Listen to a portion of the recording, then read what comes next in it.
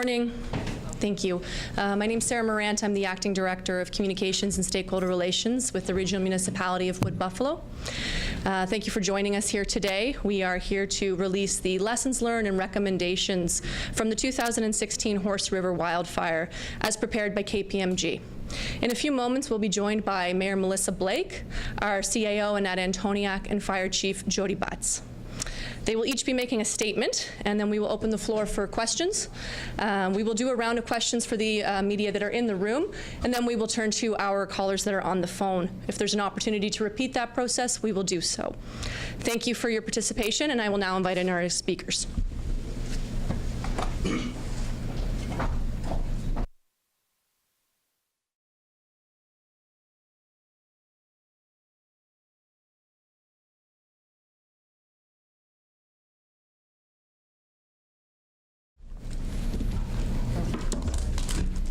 I think she wants us to get closer. Oh.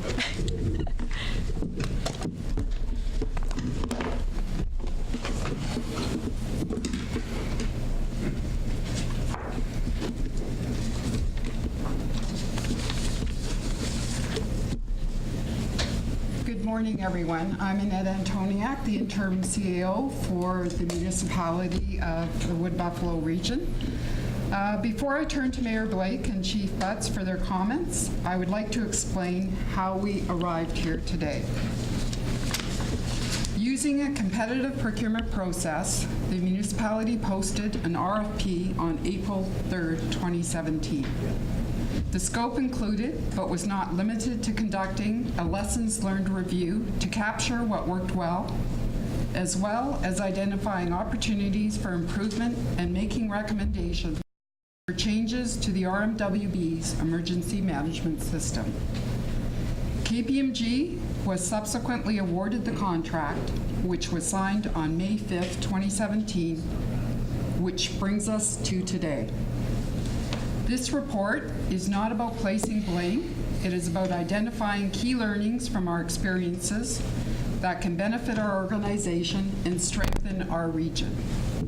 It also provides an opportunity to share our knowledge with others across the country so that other communities will benefit from what we have learned. By embracing the information and recommendations in this review, we will improve the way we conduct emergency management on behalf of our region and our operations as a whole. I would like to thank our staff, emergency management partners, residents, businesses, public sector partners, and the First Nations and Métis communities who shared their perspectives and experiences with KPMG through interviews, focus groups, working sessions, and surveys to help us arrive where we are today. There are 14 recommendations identified in this report, and we are committed to implementing and embedding the lessons learned from this report into our organization. As implementation occurs, we will provide updates to the public. That is our commitment to you. The report, Lessons Learned and Recommendations from the 2016 Horse River Wildfire, is available at rmwb.ca/wildfire review. At this time, I would like to ask Chief Butts to speak on the report. Good morning. This review has presented us with the opportunity to reflect and to learn. There are some hard truths that we have emerged throughout this process. However, we are accepting these truths and embracing them as a catalyst to change. I believe that is absolutely essential to note that our staff, emergency management partners, and the Alberta Agriculture and Forestry all acted with the best intent. The effort given by hundreds of staff who are also residents should not be overlooked in what was truly an unprecedented event. We experienced the sheer power of an out-of-control wildfire, and despite this, 88,000 people were evacuated and 90% of our residential structures were saved by the courageous men and women who never gave up. In the context of this disaster, these are considered positive outcomes. This is in no way discounts the losses that our community suffered, with no greater loss than the lives of Emily Ryan and Aaron Hodgson. We've learned that through communications between the RMWB and forestry could have been better, as could the process of achieving unified command. Had we arrived at a common understanding of the situation earlier, the timing of the May 3rd mass evacuation may have been different. The review identifies that the structure and governance of our organization at the time of the wildfire may have created conditions that limited the RMWB's ability to prepare, mitigate, and respond to a disaster of this magnitude. Through the experience of responding to the wildfire, Regional Emergency Services identified barriers to success that could be addressed without delay, many of which are included in the recommendations found in this review. We've improved our wildfire situational awareness by building strong relationships with our counterparts in forestry, which were tested through the 2017 wildfire season and proved to not be just functional, but both efficient and effective. We're rewriting the Municipal Emergency Management Plan, and we'll be working with stakeholders to develop the community-based hazard and response plans that will be tailored to each community in our region. Approximately 300 partners, staff, and emergency management stakeholders have been trained through the emergency management courses since the wildfire, and we've conducted 2 emergency management exercises with another 2 coming soon. 74 staff and community members have completed emergency social services courses, and 2 emergency social services exercises have been conducted, with 2 more planned this fall. We're developing a unified Fire Smart strategy and are making our wildfire mitigation strategy a priority. Furthermore, we will be updating the emergency management bylaw and creating a high-level strategy to address disaster risks, all of which will improve our ability to prepare for, mitigate, and respond to and recover from future disasters. This report has given us the perspective we needed to be able to take the hard look at the areas that we need to improve upon. We are not going to shy away from addressing these issues, as we have a duty to the residents to ensure that we are doing our part and make our region both safe and resilient. We've learned that we, as a population, need to be better prepared to address and what is the #1 risk to our community. Thank you, and Mayor Blake.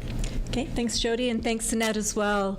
Before I get into my remarks, I really want to take a moment to acknowledge the current wildfire situation that's occurring in BC. And our hearts absolutely go out to the people that are living with the uncertainty that comes from experiences like that. And certainly, firsthand, Wood Buffalo understands what that's like and everything that comes along with it. And we want that province and all of the people that are impacted to know that we stand with you and that things really will get better. And I'm certainly very hopeful that one of the outcomes of this report here today, and I think Annette touched on it a little bit, is that it's going to help other communities navigate through disasters. And I can confirm just how important this document is, not merely to us in Wood Buffalo, but perhaps far beyond. The certainty that I have comes from the value that our region gained by having the benefit of lessons learned by other communities in similar circumstances, Slave Lake, of course, being the most significant.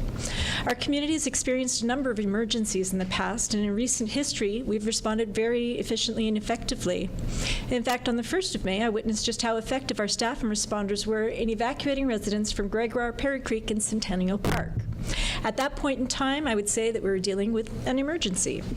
But what would come on May the 3rd was a disaster of unprecedented magnitude. And yet, it was against insurmountable odds that 88,000 people were evacuated, critical infrastructure was protected, and 90% of the residential structures were saved. And it's a testament, I believe, to the incredible work of our first responders and our partners, of whom this community will forever be grateful.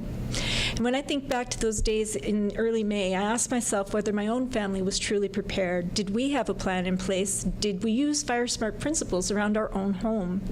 And looking back, I can say with absolute certainty, despite the fact that I knew well what was happening on the 1st of May, on the 3rd of May, I know that I could have and should have been better prepared.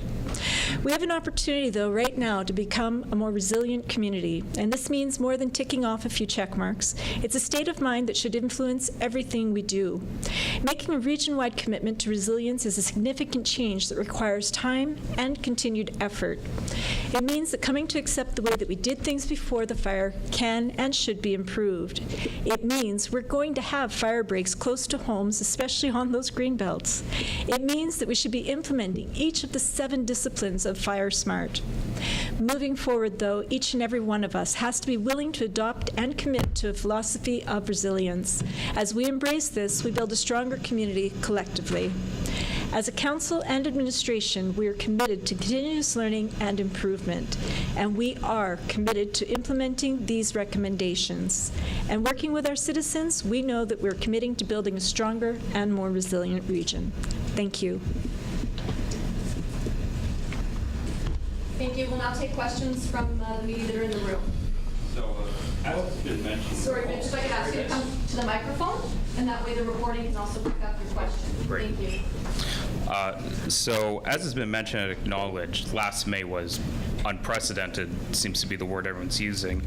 But I know the report notes the rural communities were not prepared for an immense disaster like this, even more so than the city itself in some cases. So, do you agree they were overlooked at the they were overlooked in the MEMP the way that the report muses? And before the fire, had there been any consideration into maybe re-examining their role in a disaster? One of the recommendations out of the report is the change of the governance, and with that change, it involves the community stakeholders' involvement, and to your question, the Indigenous participation in that. That's certainly been recognized, and moving forward, they will be a part of all of those emergency management priorities within our region, and they'll have a stake in all of those decisions. Okay, I'm just curious, I mean, had re-examining that relationship before the fire been considered by anybody? I know, for instance, that the Conklin multiplex is supposed to have space for disaster emergencies, and I had heard that back in 2013, 2014. I'm not going to speculate what was in the past, and certainly, but moving forward, we're going to, those stakeholders within our region, they're going to be involved in under that new governance model, and that's going to be support all of the, really place emergency management, the priorities of emergency management at the forefront. Okay. I'm just curious, reading through the report, there's some sections that talk about how senior emergency officials in the REAC didn't fully understand the threat didn't understand some of the important terms in there. How concerning is that to every one of you, and what's happened since then to ensure that doesn't happen again specifically? Yeah, it's very concerning out of the report to understand that, and what you're speaking to is that situational awareness, and I think that's been, I've certainly said it prior to, we took action on that very shortly thereafter the wildfire in 2016, and improving our situational awareness certainly with our forestry folks. We've exercised and implemented some of those changes, and we've went through the 2017 wildfire, and it's shown to be very efficient and effective. We're not going to stop there, though. We're going to continue to improve there. From a situational awareness piece, there's lots of tools and information that we need to make sure that we get into the decision makers of the time to make those appropriate decisions. And how does that fit in then with the evacuation? We've heard some criticisms from some people wishing that the evacuation could have been a little faster, and some talk about here saying that it could have been improved as well. How important is that situational awareness in getting that evacuation to work appropriately? It's critical. Yeah, that the situational awareness piece comes from, as the report outlines there, the unified command. Could have and should have been better, and we've already made steps towards making that better through relationships with the forestry, again, which will improve that situational awareness, and I'm confident that we're in a much better place now. In the report, stakeholders reported that sprinkler plans for each community had been deployed, but were not. And then sprinklers were made available, offered to you guys, turned down, then later requested. If they were in place initially, how do you think this could have saved some structures, and are they being put in place now? The use of sprinklers is not a direct attack when it comes to forest fire. It's more of a preventative measure to preventing the encroachment of a wildfire into an urban interface piece. And what you're speaking of there is the interface piece. Speak to your question directly. The sprinklers are more effective and most effective on the ground fires and the grass fires. What we witnessed here was, again, unprecedented. in size and scale, and I think well documented, 300-foot flames. The use of a sprinkler system in that scenario would have been minimal, or the effectiveness of a sprinkler system. Since that time, though, we haven't ignored that fact, because our hazard still remains for the rest within our region, and we have purchased sprinkler trailers and expanded those resources throughout the region. After the provincial reports released, you mentioned you really no surprises in those reports. Do you feel the same way about this report presented today? We're certainly accepting all 14 of the recommendations in the report, and we're using this as a catalyst to change and improve areas within our organization and within our region to better or prioritize the emergency management within our region. Again, there's a lot of moving parts there. The governance piece is another piece that will support that, and the goal here is to recognize and to prioritize some of those hazards within our region, and then ultimately making our community a resilient place.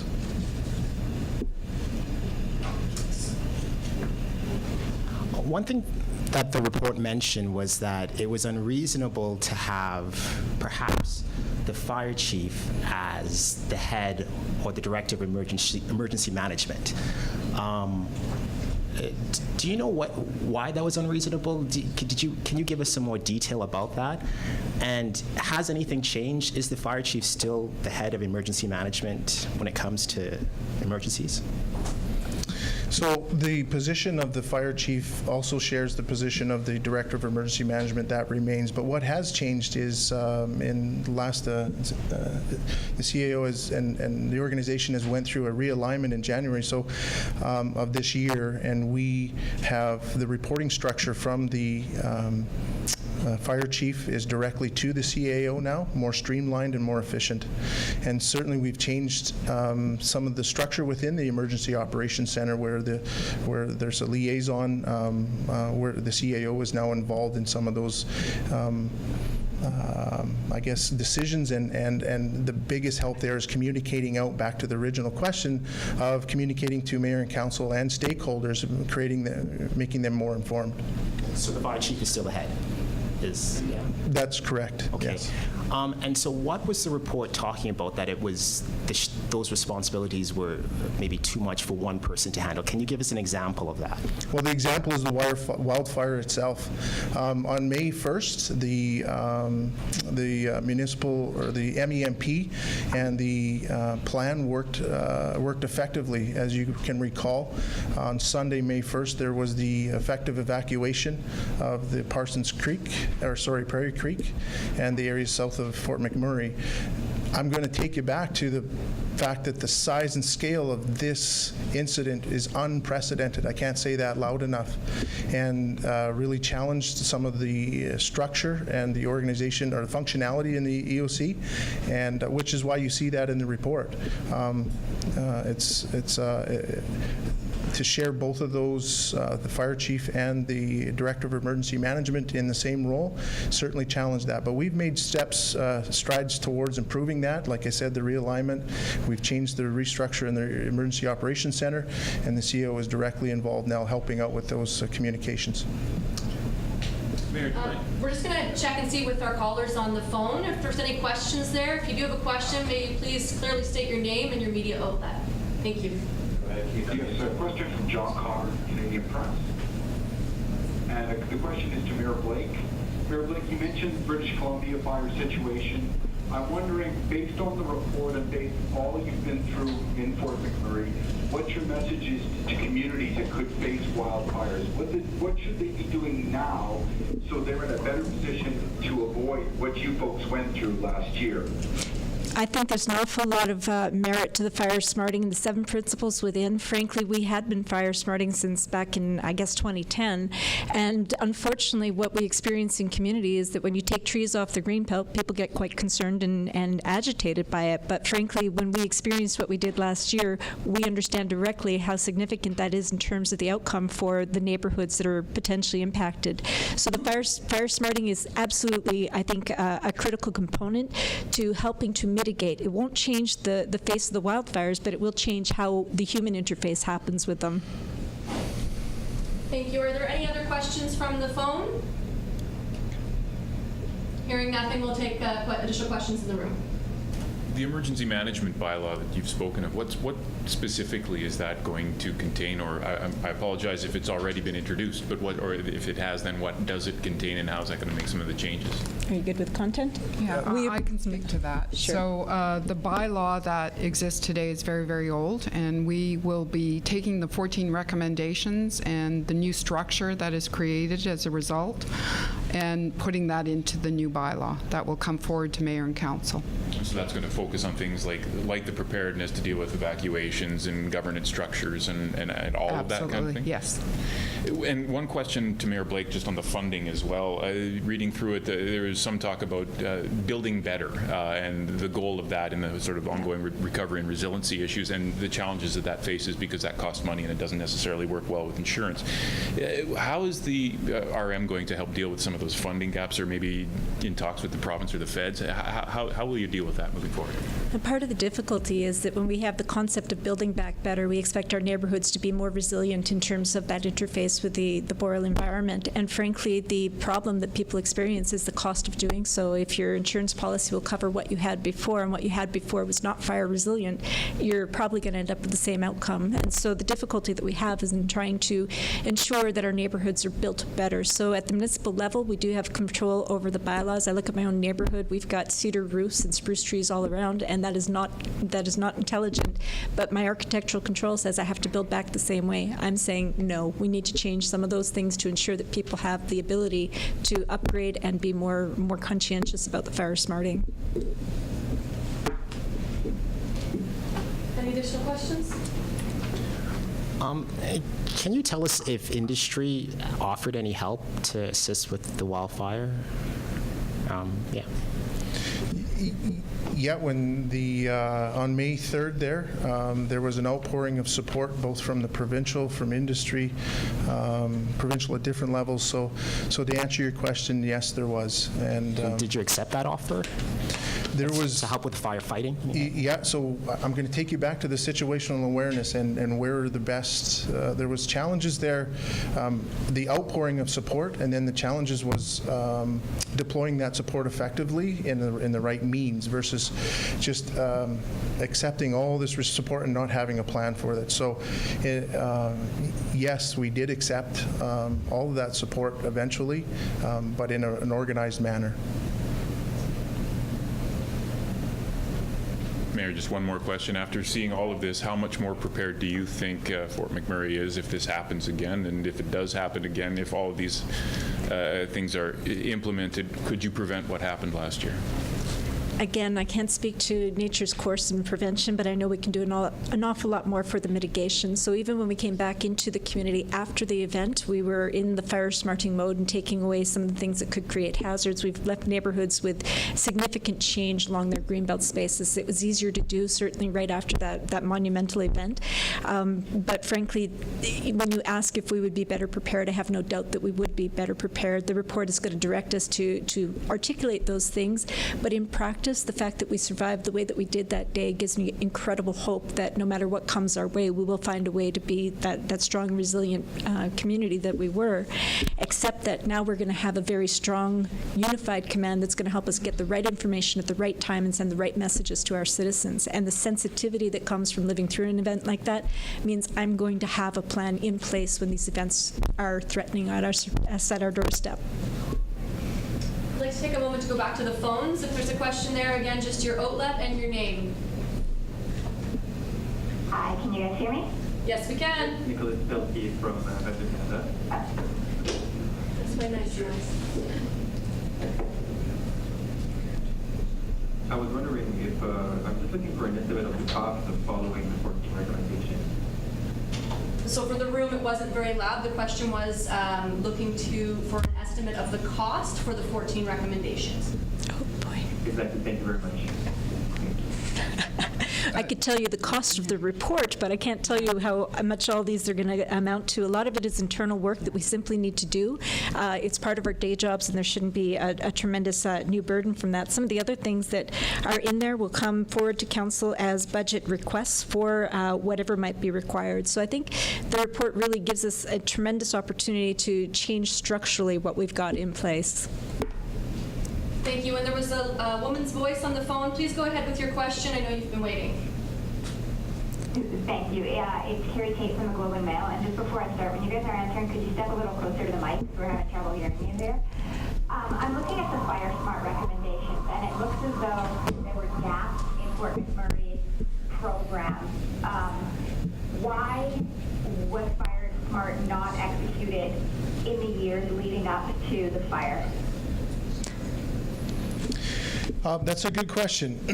The fact of the matter is we've been doing Fire Smart in the community since 2000, and based on funding and grant funding to support all of those hazards and risks.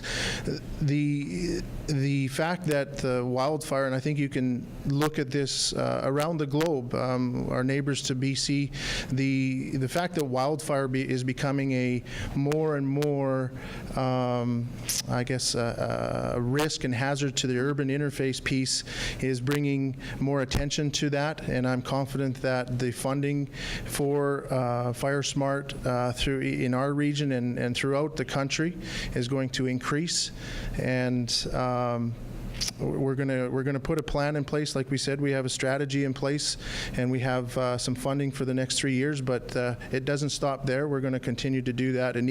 Fire Smart needs to be, is one of the pieces of making our region and our community a resilient place to live. What was the shortcoming in the years leading up to it? Was it that you didn't have enough money, or you had money but were not implementing the strategy? I'm not going to speculate exactly that because I wasn't those to make the decision, but I do know that the moving forward, the attention towards Fire Smart and mitigating a risk, and certainly in our region, is going to be at the forefront. Mayor, can you answer that question? You were there. I've been here for 19 years, frankly, and every time we look at taking a tree down, we get 100 complaints about what the impact on the neighborhood will be. So I'll say that there's an impact that comes from community psychology related to the forest and the environment that we have. It's highly valued, and I think that because we want to have that near our neighborhood so greatly, Fire Smart runs into a bit of resistance. The efforts that we've put in over that time certainly were influenced by the budgets of the day, and we had an awful lot going on in that same time period in terms of growth and competing issues. Now we've got an economic downturn that has an influence. The grant funding that we received in the past for Fire Smart was significantly less than what we've seen post-fire event, and the more you have, the more you're capable of doing. But that psychological influence that people have, our acceptance level right now in this community is so much higher because of the actual experience. And I'll go back to the phone. I'll just go back to the phone one more time to see if there's any questions there. I'm hearing nothing, so if there's any final questions in the room. Really briefly, is there any estimate of how many of these recommendations have already been implemented in this last year? Even roughly? Yeah, I would say there's pieces of the majority of the recommendations have already taken place, and action plans and moving forward with some of them. Certainly, we're going to have to get it to an end state where we can have something measurable and show some of the progress. But I can tell you that the majority of them have already, in some form or fashion, have already been started. And the cost of the report, did you say that? Yeah. It's $246,000. And seeing no further questions in the room, I'll ask our speakers if you have any closing remarks you wish to share. I do, if I could. So thank you. In closing, I have one more comment. Going forward, I want residents to understand that implementing the recommendations in this report is not just a priority for administration and council, but also a priority for me personally. This is my home, this is my wife's home, and this is my children's home. As a husband, a father, and a fire chief, I want to be able to say to other communities, here's how we became more resilient. I can't do it alone. Administration can't do it alone. Neither can council. As a region, everyone must commit to becoming more resilient.